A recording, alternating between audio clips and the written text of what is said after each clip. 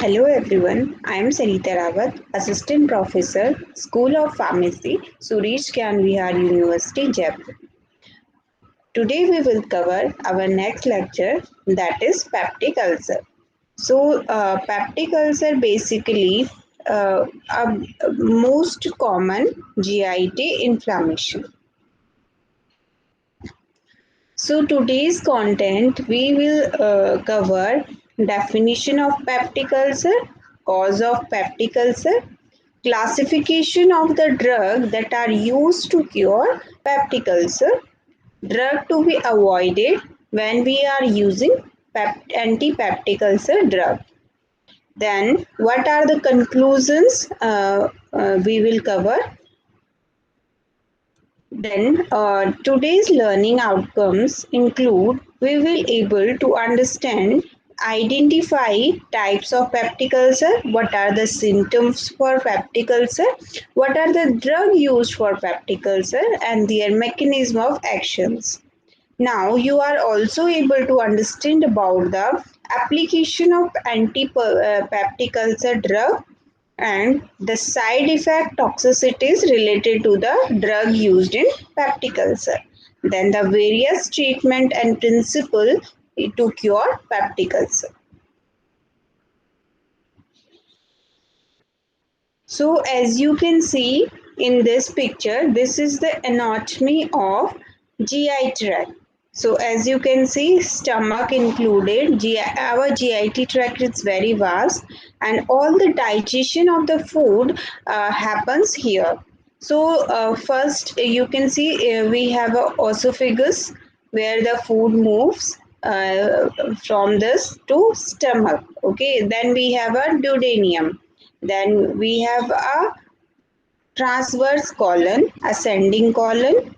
Then we have rectum, anus, sigmoid colon. So you can see the GI tract involve various organs and they collectively work together to digest our food.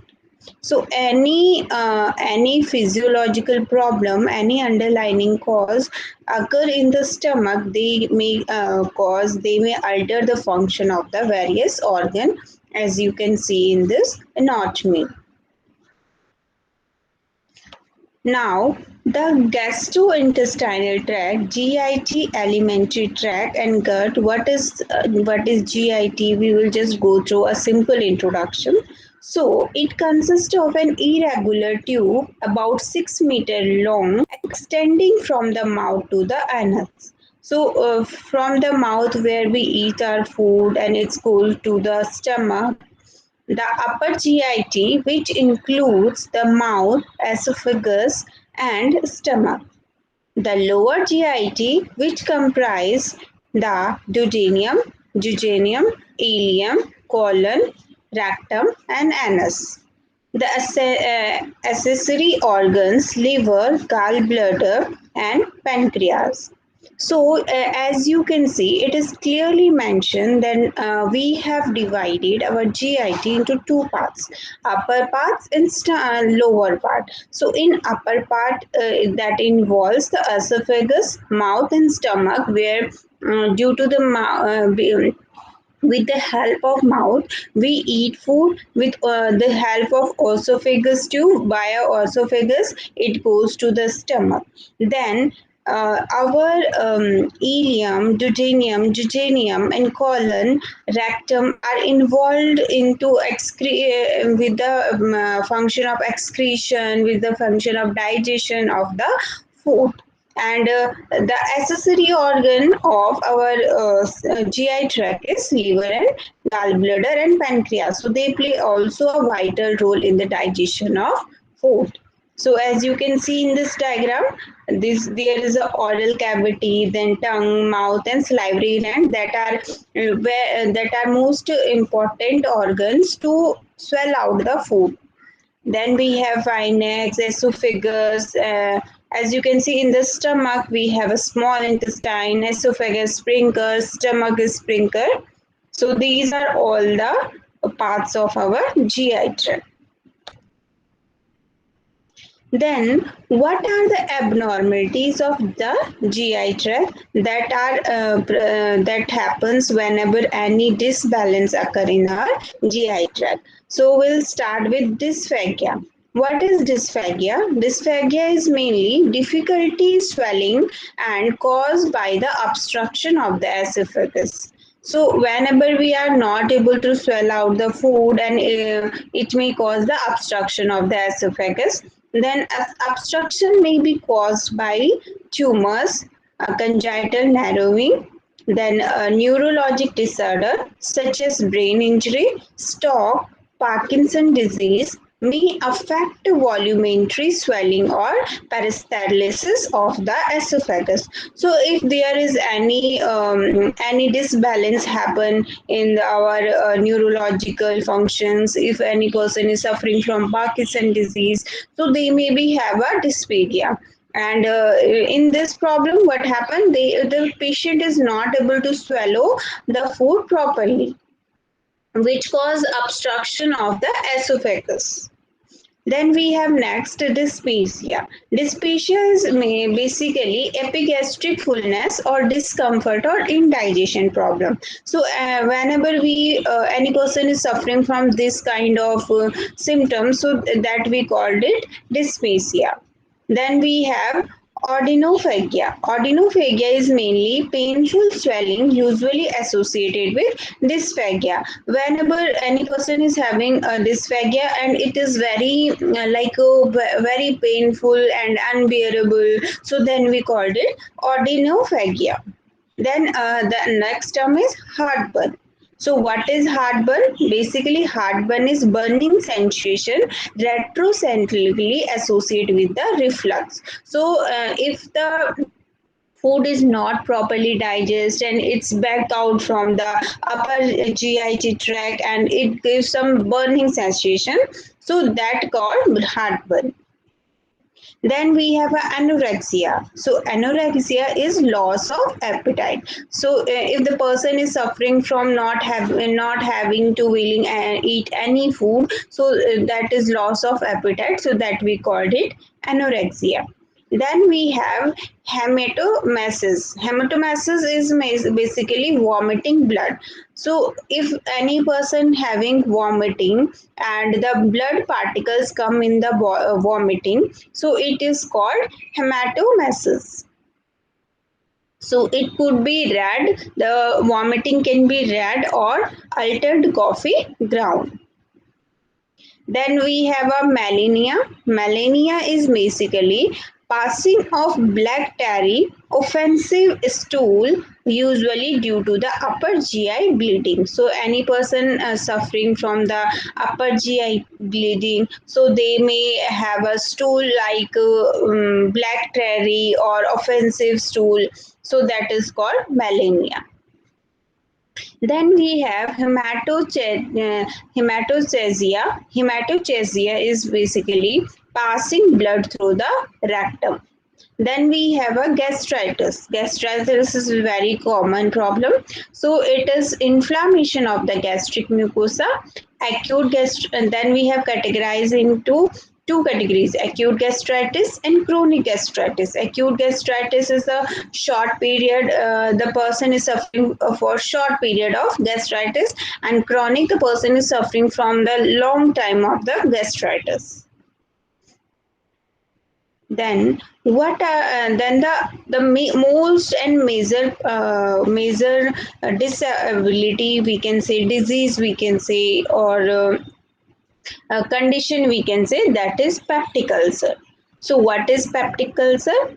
A peptic ulcer is an abnormal area of mucosa that has been damaged by the pepsin and the hydrochloric acid of gastric juice, which consequent inflammation of the underlining and surrounding of the tissue.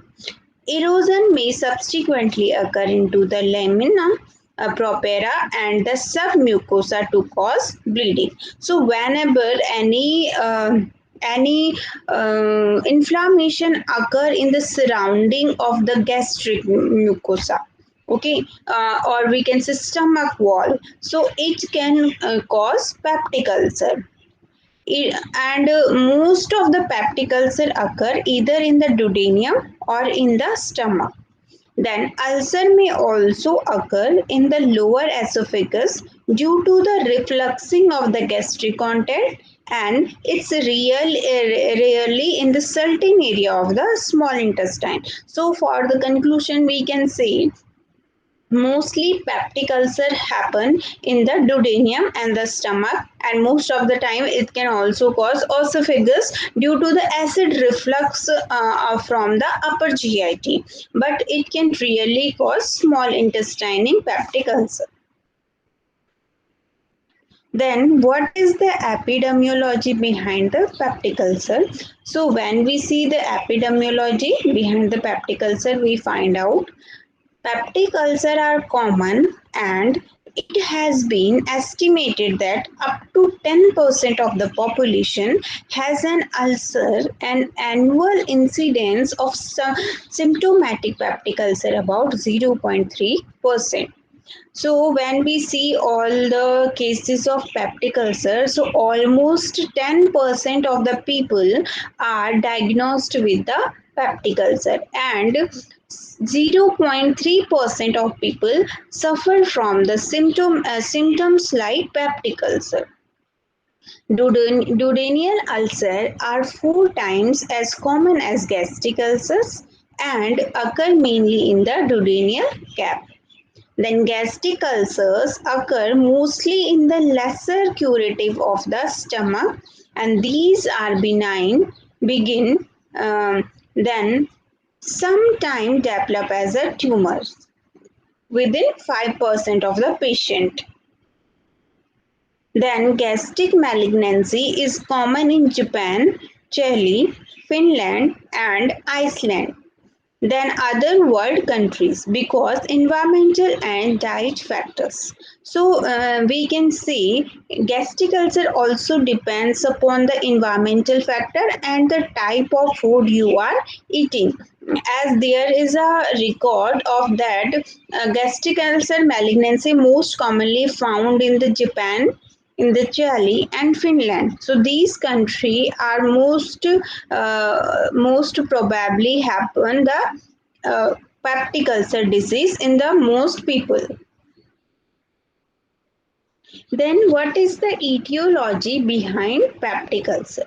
So when we see etiology of peptic ulcer disease is multifactorial. It depends on the various of kind. So infection with a bacteria like Helicobacter pylori occurs in 80 to 90% of patients with peptic ulcer disease. So first cause of peptic ulcer is Helicobacter pylori. So this is a bacteria that goes to the patient, goes to the person stomach through a contaminated food, contaminated water, and various some other reasons.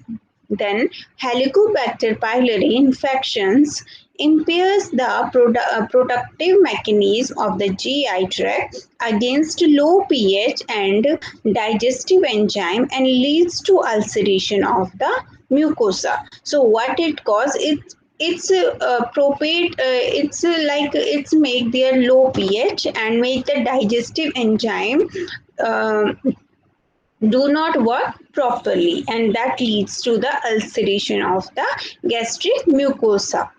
Then the stress is the another factor that can cause peptic ulcer disease by emotional stress, traumatic stress and any surgical stress. Surgical stress means any person is going through any kind of surgery, and they may go through the surgical process in various stress level. So that's how they can cause they can they may have a peptic ulcer disease. Then injury or death of mucus producing cells in the stomach. Chronic use of NSAIDs. So NSAIDs is non-steroidal anti-inflammatory drugs. So they can cause, for the long use of NSAIDs, they can cause the peptic ulcer in any person. Then smoking is the another cause. Another etiology for the peptic ulcer, alcohol and diet. Then what kind of diet you are taking. So it's also depends of the cause of peptic ulcer. Then hypercalcemia. Hypercalcemia increase the gastric secretion, that will increase the pH. That will increase the pH, and which makes the peptic ulcer to happen. Then etiology, another etiology involve excess acid production in the stomach. The old hypothesis that ulceration is caused simply by hyperactivity is not tenable. About 70% of gastric ulcer and 50% of duodenal ulcer are not associated with abnormally high acid production. Genetic factor also play a role in peptic ulcer. The timeline prevalence of developing ulcer disease in first degree relatives of the ulcer patient is about 3 times greater than the general population. So 20 to 50 of the duodenal ulcer reported a positive family history. So if any person has a family history of duodenal ulcer or peptic ulcer, so their ancestors have a more tendency to have peptic ulcer disease. Around 20 to 50% of population can generate the peptic ulcer to by family to family. Then ulcers are also more common in blood group of O subjects. So and in those who do not secrete blood group antibodies into gastric secretion. So it is we can say that the person who are blood group of O subject blood group of O categories. So those can have more rapidly peptic ulcer because of they do not secrete blood group antibodies into the gastric secretion. Then what is the pathophysiology behind the peptic ulcer? How peptic ulcer occur? So, and in our body, there are two kind of factors. First one is defensive factor, and the other one is aggressive factor. So, any disbalance in these two factors may happen, convert into the peptic ulcer, or may become the cause behind the peptic ulcer. So, when we talk about the defensive factor, we have a bicarbonate, mucus layer, prostaglandin, mucosal blood flow, epithelial renewal. Then, when we talk about the aggressive factor, we have a Helicobacter pylori, NASIDs, pepsin, bile acid, smoking, and alcohol. So these all aggressive factors are the outsider. Okay, so these may enter into the body by a outside environment, but the defensive factor are itself present in the body already. So whenever any disbalance happen in two factors, that may convert into the peptic ulcer. Under normal condition, a physiologic balance exists between gastric acid secretion and gastroduodenal mucosa defense. So, mucosal injury and thus peptic ulcer occur when the balance between the aggressive factor and the defensive mechanism is disrupted. Aggressive factors such as NASIDs, H. pylori infections, alcohol, bile salt, acid, pepsin, and they alter the mucosal defense by allowing back diffusion of the hydrogen ions and subsequent epithelial cell injury. So they may lead the peptic ulcer happen in any patient. So the another risk factor for peptic ulcer is lifestyle. What is the lifestyle of the person who is suffering from the peptic ulcer? So if any person has a lifestyle like they smoke daily, they drink acidic drinks, they take medications like NSAID, so they may more prone to have peptic ulcer in their life.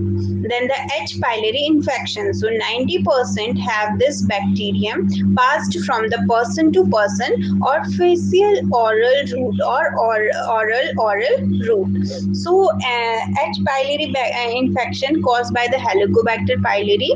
So this is the another major cause of peptic ulcer, and this bacteria is passed to fecal oral route or oral route. So this may be contaminated by both route. Then the another factor is age. If the person is 30 to between 30 to 50 years of age, so they may have a duodenal ulcer. They may in a high risk of having duodenal ulcer if their lifestyle is not up to mark, and if they are not having a good lifestyle, good diet plan, so they may have a peptic ulcer. Then the another is gastric over. Gastric over is happen mostly in the age of 60 years. Then gender. So duodenal are increase in older women. So if any woman is older, so they may have duodenal ulcer as compared to another ulcer. Then genetic factor, more likely if family member has the history of the peptic ulcer. Then other factor like stress can worsen, but not the cause. So we can say stress worsen the symptoms or stress worsen the previous peptic ulcer, but it may be not a cause of having a peptic ulcer more likely. Then we have a classification of peptic ulcer. How many types of peptic ulcer any person can have? Peptic ulcer classified based on the region or location of illness. So we have categorized the peptic ulcer according to the in which part of the GI the peptic ulcer is occurring. So as I already saw you the anatomy of the GI tract. So stomach ulcer called gastric ulcer, duodenum. If the ulcer happen in the duodenum, it called duodenal ulcer. Then esophagus, it called esophageal ulcer. Then Meckel's diverticulum, that is Meckel's diverticulum ulcer. Then we have modified Johnson classification of peptic ulcer. So Johnson has also categorized the peptic ulcer according to their theory. So he categorized 5 kinds of ulcer. So type 1 is ulcer along the lesser curve of stomach. Then second, ulcer present one gastric, one duodenal and prepolic ulcer. Then we have a type third, prepolitic ulcer. Then fourth one, proximal gastroesophageal ulcer. And type 5, anywhere associated with chronic NSAID use. So these are the Johnson classification of peptic ulcer. Then what is you can see the type of most common peptic ulcer, duodenal ulcer and gastric ulcer. So what is the difference between these two peptic ulcer? Age, any age, especially 30 to 40 happens in the duodenal ulcer. Then sex for duodenal ulcer more in female. Occupation, stress, job or manager, pain, epigastric pain and discomfort, and onset of the duodenal ulcer is 2 to 3 hours after eating and midnight. Or aggressive factor, it may cause more worsen when you are hungry. Then what is the age for gastric ulcer? It may happen in the middle age of 50 to 60, and it can be happen in more in female. Occupation same, like a stress job and like manager job. Then gastric ulcer pain happen in more, can radiate to the back. Epigastric can radiate to the back. Then onset of the pain is immediately after eating. Then aggressive factor is eating. So if in gastric ulcer, if you eat food, so your pain will be worsened if you are suffering from gastric ulcer. So as you can see, this is the esophagus, stomach ulcer. So here you can see the patches. This is the ulcer in stomach, and this is the duodenal ulcer, and this is the small intestine.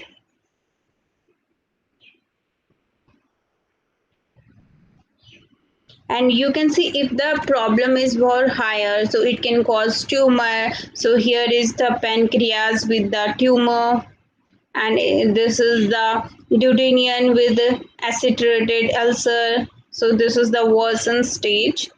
You can see it very clearly.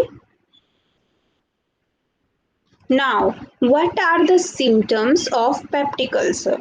Mostly, the symptoms of peptic ulcer include with location of the ulcer and the patient age. So it depends ki what is the location of the peptic ulcer, means in which part the ulcer is occurring, and what is the age of the patient. Either it is child, or either it is kid, or either it is a teenager or youngster or the elderly patient. So it can cause abdominal discomfort, pain or nausea. Pain is located in the epigastrum or ratite, and then water brush. Then loss of appetite and weight loss happen. Then hematemesis, vomiting of the blood, and then it is very rarely, but it can happen. Ulcer lead to a gastric or duodenal perforations. Then, what are the manifestation of peptic ulcer disease? So, when we see the manifestation for peptic ulcer, episode of remission and exhibitions. It can cause exhibition and remission. Then pain that for duodenal ulcer is often relieved by eating or antacid. So if any person is suffering from duodenal ulcer, so we can give them some kind of antacid, and we can give them some food to eat. So it may give them relief. Then GI bleeding and possible hemorrhage, it happens in 20 to 25% of patients. Then perforation of ulcer with significant mortality, obstruction of GI tract. So these are the manifestation of peptic ulcer disease. Then what are the complications of peptic ulcer? So there are lots of complications happen in peptic ulcer disease, like gastrointestinal bleeding. Sudden large bleeding can be life threatening. So gastrointestinal bleeding can occur in peptic ulcer patient, but if there is a sudden large bleeding happen, so it may cause very life threatening condition of the patient, and the patient can lose their life also. Then cancer Helicobacter pylori as the etiological factor, making it 3 to 6 times. So it can cause cancer in because of the Helicobacter pylori peptic ulcer. Likely to develop stomach cancer, 3 to 6 times likely to develop cancer of Helicobacter pylori. So if any person is suffering from Helicobacter pylori caused cancer, peptic ulcer, so they may have cancer, and that may be have a very life threatening condition. Then perforations. Perforations may cause hole in the wall of stomach. Then penetration. So, how can we know which kind of peptic ulcer is happen to any people, any patient, or how can we categorize that the particular patient is suffering from this particular peptic ulcer? So, for that we have to go for proper diagnostic test. So, as you can see, this is the diagnostic test of peptic ulcer. So, they are having endoscopy. So, and as you can see, this is the endoscopy of various parts of the stomach. So, duodenal ulcer, so they can easily in endoscopy, the doctors are easily able to diagnose the cause behind the peptic ulcer and the location of the peptic ulcer, so that they can start the therapy. So you can see endoscopy, we have endoscopy, video monitor, and this is the tool that is used for endoscopy, a pipe that have inserted through the esophagus in the stomach, and then they see all the pictures there. Then the another method we have is to culture the media. So that's how we know about the helicobacter bacteria. If we stain the fos- uh, if we stand if we stain the particular fecal or like we need some fecal parts, and then we stain it, we go for the pathology test to detect the helicobacter pylori. Then diagnostic of peptic ulcer, radiological diagnosis. So, in radiological diagnosis, barium X-ray or upper GI series is a widely used for diagnosis. Barium X-ray is difficult to analysis and less sensitive and accurate. But laboratory, and then we have a laboratory test. Laboratory tests include non-invasive urea breath test, because any person is when any person is suffering from some peptic ulcer disease, they maybe have a breath of urea like breath. Then patient with refractory of recurrence peptic ulcer may have underlying H. pylori infection, so they have to go for histopathology investigation. Then serologic test for detecting H. pylori, label of IgE and IgA ELISA test. Then stool antigen test for non-invasive detaching the persistence of H. pylori. So laboratory test mostly done to detect the H. pylori cause for peptic ulcer. Then endoscopic diagnosis, we have already discussed it in the previous slides. Then, what are the treatments that are available for the peptic ulcer disease? So, first we can use antibiotics for eradication of H. pylori if present. So, if we find out that the causative cause behind the peptic ulcer disease is H. pylori bacteria, so then we go for the antibiotic treatment. So we find out amoxicillin, clarithromycin is most widely used for as an antibiotic to cure H. pylori bacteria.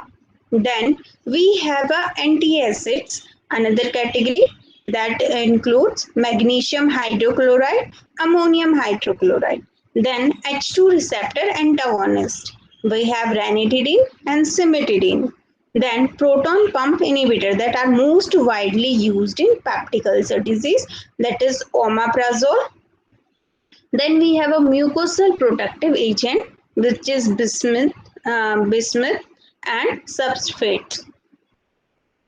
So if we see according to the relief of pain, according to the eradicate of pylori, so we have categorized another kind of drug. So to provide pain relief, we can use antacid and mucosa protectors. Then to eradicate H. pylori infections, we can use 2 antibiotics and 1 acid suppressor. Then to heal ulcer, we can use eradicate infections, protect anti-ulcer heals. And to prevent reoccurrence of peptic ulcer, we have to decrease high acid stimulating food in susceptible people, and we have to avoid use of potential ulcer causing drug like NSAIDs. And if any person is smoking, so we have to suggest that them to stop smoking. Then, what is the hyposecretory drugs? Hyposecretory drugs. So, hyposecretory drugs we have categorized proton pump inhibitors, which suppress acid production, and prevalic acid. Like we have a prevaltic acid. Then we have a H2 receptor antagonist that blocks the histamine stimulated gastric secretion, like Zantac, Pepsid, and Exit. So these are the brand name. Okay, Gentic, Pepsid, these are the brand name of H2 receptor antagonist, and this is its action. Then antacid neutralize acid and prevents formulation of pepsin. And the drugs that include is Malox and Mylenta. And it can give 2 hours after meals and a bedtime. Then we have prostaglandin analogs. It reduce gastric acid and enhance the mucosal resistance of injury. Like we have cytotec. Then we have a mucosal barrier fortifiers. So they form a protective coat near the gastric wall, where the acid peptic acid occurs. So they form a protective coat upon the ulcer part. Then, for example, we have sucralfate. So these are the hyposecretory drugs. Then for the last treatment, if the drugs are not curing the disease properly, then we go for the surgical measure. So generally, decreased in the last 20 to 30 years, secondly to the discovery of H. pylori, and it required if ulcer is one of these stress performed and overfollowed in the abdominal, secreted or swelled to the there is obstruction and acute bleeding, non-responsive to the medication. So in last 20 to 30 years, the surgery may be decreased while we discover that the underlying cause of peptic ulcer may be H. pylori bacteria. So we have start giving antibiotics. So and for surgery, we go for surgery if the cause for the peptic ulcer is proliferation or overflowed into the abdomen, and if there is an acute bleeding, if there is non-responsiveness to medication, then only we go for the surgical treatment. So what are the surgical process available? We have a gastroenterotomy that allow regradations of alkaline duodenal content into the stomach. Then it creates a passage between the body of the stomach to the small intestine and keeps acid away from the ulcerated area. So we can go for gastroenterotomy.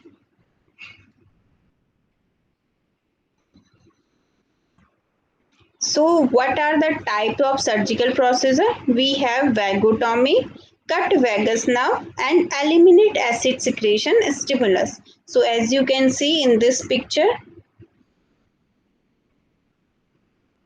Then, what are the post-op complication? If we go for the surgical treatment, so what are the complication after the surgery? So it can cause bleeding. Bleeding can occur at the anastomosate site. Then, first 24 hour of post-op or 4 to 7 days. Then it can cause anemia, rapid gastric emptying, decreased absorption of iron. Then it can cause malabsorptions of fat that decrease acid secretion and decrease pancreatic secretion, increase upper GI mobility. Then what are the management of peptic ulcer? The objective of management are to relieve pain and discomfort from the patient, accelerate healing, prevent reoccurrences and complications of peptic ulcer. So this is the healthy duodenum, and this is the peptic ulcer caused stomach. Then Helicobacter pylori and ulcer. Helicobacter pylori cause chronic and indolent inflammation by damaging the mucosal defense system by reducing the thickness of the mucus gel layer, dispensing mucus blood flow, and interacting with the gastric epithelium throughout all stages of the inflammation. So a Helicobacter pylori ulcer is most dangerous ulcer. H. pylori infection can also increase gastric acid secretion by producing various antigens, variants, factor, and soluble mediators. So this is the gastric ulcer caused by the Helicobacter pylori. So this is all the mechanism behind the Helicobacter pylori ulcer. As you can see, this is entering in the gastric mucosal layer, and this is damaging the mucosal or stomach layer. And this is the picture of inflammation that are caused while the Helicobacter pylori attack to the mucosal layer.